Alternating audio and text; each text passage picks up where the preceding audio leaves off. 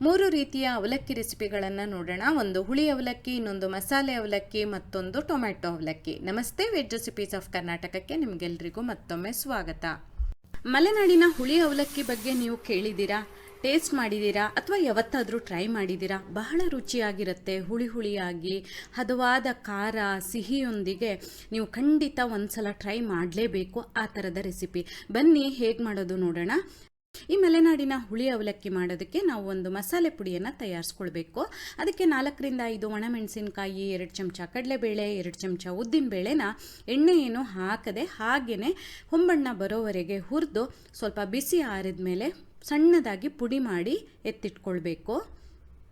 ಈ ರೆಸಿಪಿನಲ್ಲಿ ನಾನು ಗಟ್ಟಿ ಅವಲಕ್ಕಿನ ಬಳಸಿದ್ದೀನಿ.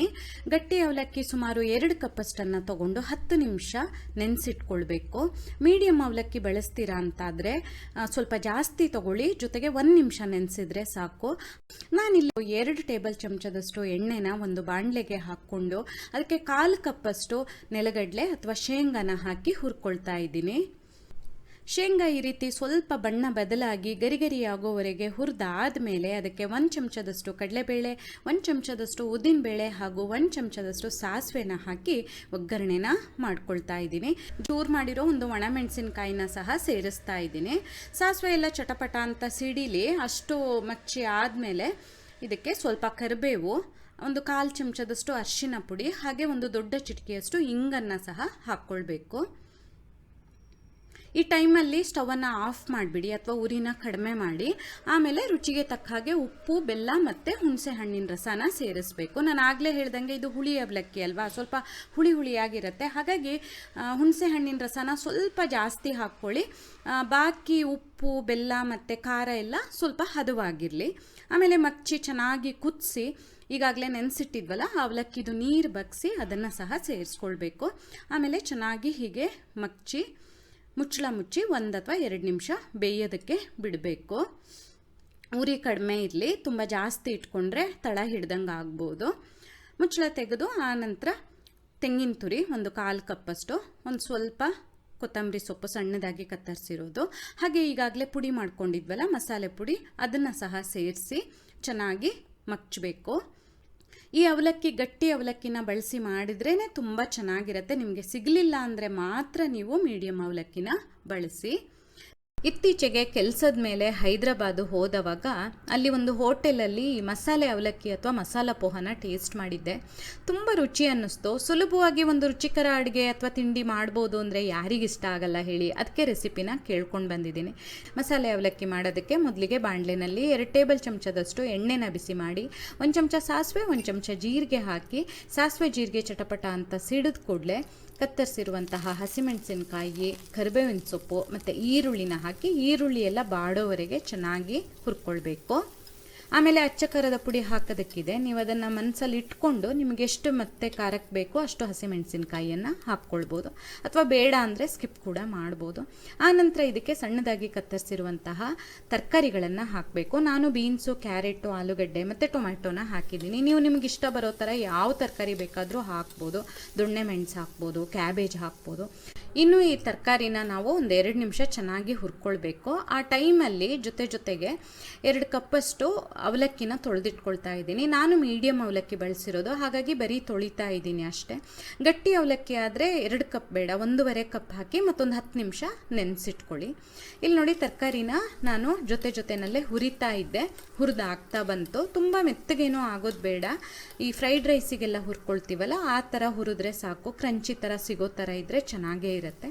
ಆಮೇಲೆ ಇದಕ್ಕೆ ರುಚಿಗೆ ತಕ್ಕ ಹಾಗೆ ಉಪ್ಪು, 1/4 ಚಮಚ ಅರಿಶಿನ, ಒಂದು ದೊಡ್ಡ ಚಿಟಕಿ ಇಂಗು ಹಾಗೂ 1 ಚಮಚ ಅಚ್ಚ ಖಾರದ ಪುಡಿ, 1 ಚಮಚ ಧನಿಯಾ ಪುಡಿ, ಅರ್ಧ ಚಮಚ ಜೀರಿಗೆ ಪುಡಿ ಹಾಗೂ ಅರ್ಧ ಚಮಚದಷ್ಟು ಗರಂ ಮಸಾಲ. ಇವಿಷ್ಟು ಮಸಾಲೆ ಪುಡಿಗಳನ್ನು ಹಾಕಬೇಕು.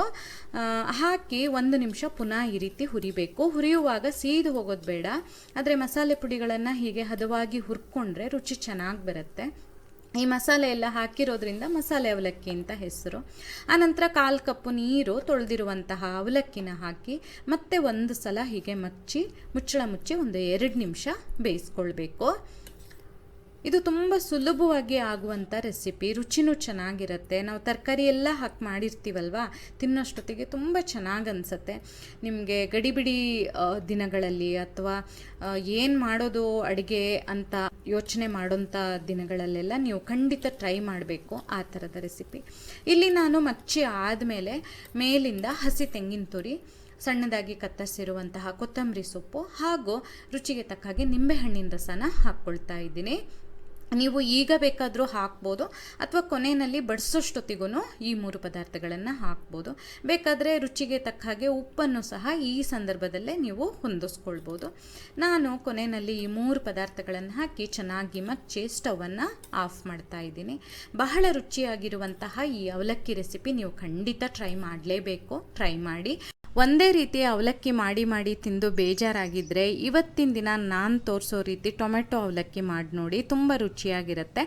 ಮೊದಲಿಗೆ 4 ಮಧ್ಯಮ ಗಾತ್ರದ ಟೊಮೆಟೊನ ಈ ರೀತಿ ಪೇಸ್ಟ್ ಮಾಡಿ ಇಟ್ಕೊಳ್ಬೇಕು. ಆಮೇಲೆ ಅವಲಕ್ಕಿನ ತೊಳೆದು ನೆನೆಸಬೇಕು. ನಾನಿಲ್ಲಿ ಗಟ್ಟಿ ಅವಲಕ್ಕಿ ಅಂದರೆ ತಿಕ್ಕು ಪೋಹನ ಬಳಸ್ತಾ ಇದ್ದೀನಿ. ಚೆನ್ನಾಗಿ 1-2 ಸಲ ನೀರು ಹಾಕಿ ತೊಳೆದು ಒಂದು 5 ನಿಮಿಷ ನೆನೆಸಿಟ್ಕೊಳ್ತಾ ಇದ್ದೀನಿ. ನೀವು ಮೀಡಿಯಮ್ ಅವಲಕ್ಕಿ ಬಳಸೋದಾದರೆ ತೊಳೆದ್ರೆ ಸಾಕು. ಆಮೇಲೆ ಹಾಕೋಕ್ಕೆ ಸ್ವಲ್ಪ ಮೊದಲು ತೊಳ್ಕೊಂಡು ಹಾಗೆ ಹಾಕಿಬಿಟ್ರೆ ಸಾಕು, ನೆನೆಸಿಡೋದೇನು ಬೇಡ.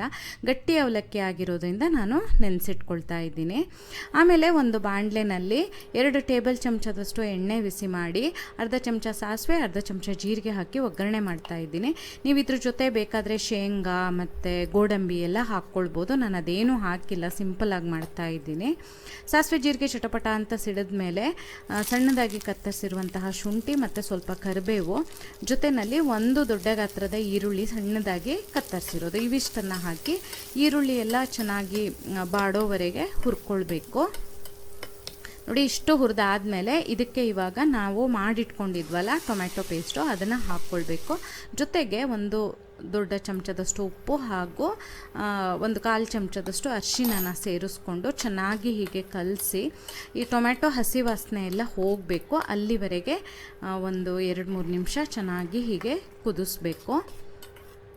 ಇಷ್ಟು ಕುದಿಸಿ ಆದಮೇಲೆ ಇದಕ್ಕೆ ಇವಾಗ ನಾವು ಅಚ್ಚ ಖಾರದ ಪುಡಿ, ಧನಿಯಾ ಪುಡಿ ಮತ್ತು ಗರಂ ಮಸಾಲ ಹಾಕಬೇಕು. ನಾನಿಲ್ಲಿ 1 ಚಮಚದಷ್ಟು ಅಚ್ಚ ಖಾರದ ಪುಡಿ, 1 ಚಮಚ ಕೊತ್ತಂಬರಿ ಪುಡಿ ಅಥವಾ ಧನಿಯಾ ಪುಡಿ, ಅರ್ಧ ಚಮಚ ಗರಂ ಮಸಾಲ ಹಾಕ್ತಾಯಿದ್ದೀನಿ. ನೀವು ನಿಮ್ಮ ಖಾರ ಎಷ್ಟು ಬೇಕು ನೋಡಿ ಅದಕ್ಕಾಗೋ ಥರ ಅಚ್ಚ ಖಾರದ ಪುಡಿನ ಹೊಂದಿಸ್ಕೊಳ್ಬೋದು. ಒಗ್ಗರಣೆಗೆ ಬೇಕಾದರೆ 1 ಹಸಿಮೆಣಸಿನ್ಕಾಯಿ ಬೇಕಾದರೂ ಹಾಕ್ಕೊಳ್ಬೋದು. ಅದನ್ನು ಸಹ ಚೆನ್ನಾಗಿ ಹೀಗೆ ಮಚ್ಚಿ ಸ್ವಲ್ಪ ಹೊತ್ತು 1 ನಿಮಿಷದಷ್ಟು ಹೊತ್ತು ಕುದಿಸಿ ನೆನೆಸಿಟ್ಟಿದ್ವಲ್ಲ ಆ ಅವಲಕ್ಕಿನ ಹಾಕಬೇಕು. ನಾನು ಪುನಃ ಹೇಳ್ತಾ ಇದ್ದೀನಿ, ಮೀಡಿಯಮ್ ಅವಲಕ್ಕಿ ಬಳಸೋದಾದರೆ ಈ ಸಂದರ್ಭದಲ್ಲಿ ಈ ಟೈಮಲ್ಲಿ ತೊಳೆದು ಹಾಗೆ ಹಾಕಿಬಿಡಿ. ಗಟ್ಟಿ ಅವಲಕ್ಕಿ ಆಗಿರೋದ್ರಿಂದ ನಾನು ತೊಳೆದು 5 ನಿಮಿಷ ನೆನೆಸಿಟ್ಕೊಂಡಿದ್ದೆ, ಅದನ್ನು ಸೇರಿಸ್ತಾ ಇದ್ದೀನಿ. ಇವಾಗ ಹೀಗೊಂದು ಸಲ ಕಲಸಿ ಮುಚ್ಚಳ ಮುಚ್ಚಿ 1-2-3 ನಿಮಿಷ ಅಲ್ಲೇ ಅವಲಕ್ಕಿ ಎಲ್ಲ ಬೇಯೋದಕ್ಕೆ ಬಿಡಬೇಕು. ಆದಷ್ಟು ಸಣ್ಣ ಊರಿನಲ್ಲಿ ಬಿಡಿ. ಟೊಮ್ಯಾಟೊ ಇಷ್ಟು ನೀರು ಬಿಟ್ಕೊಂಡಿಲ್ಲ, ತುಂಬ ಒಣ ಅನ್ನಿಸ್ತಿದೆ ಅಂತ ಏನಾರು ಅನಿಸಿದ್ರೆ ಚೂರು ನೀರು ಬೇಕಾದ್ರೂ ಹಾಕ್ಬೋದು. ನಾನು ನೆನೆಸಿಟ್ಟಿದ್ನಲ್ವಾ, ಜೊತೆಗೆ ಇಷ್ಟು ಟೊಮ್ಯಾಟೊ ನೀರು ನನಗೆ ಸರಿ ಅನ್ನಿಸ್ತು. ಈ ರೀತಿ ಬೇಯಿಸಿ ಆದಮೇಲೆ ಕೊನೆಯಲ್ಲಿ ಹಸಿ ತೆಂಗಿನ ತುರಿ ಹಾಗೂ ಕೊತ್ತಂಬರಿ ಸೊಪ್ಪನ್ನು ಹಾಕಿ ಚೆನ್ನಾಗಿ ಒಂದು ಸಲ ಮಚ್ಚಿದ್ರೆ ಆಯಿತು. ಬಹಳ ರುಚಿಯಾಗಿರುವಂತಹ ಟೊಮ್ಯಾಟೊ ಅವಲಕ್ಕಿ ಸುಲಭವಾಗಿ ತಯಾರಾಗುತ್ತೆ.